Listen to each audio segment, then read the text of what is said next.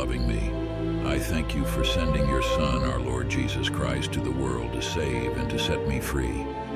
I trust in your power and grace that sustain and restore me.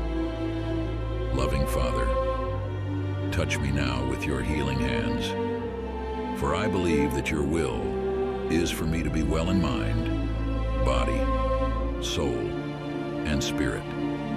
Cover me with the most precious blood of your Son, our Lord Jesus Christ, from the top of my head to the soles of my feet. Cast anything that should not be in me. Root out any unhealthy and abnormal cells. Open any blocked arteries or veins, and rebuild and replenish any damaged areas. Remove all inflammation and cleanse any infection by the power of Jesus' precious blood. Let the fire of your healing love pass through my entire body to heal and make new any diseased areas, so that my body will function the way you created it to function. Touch also my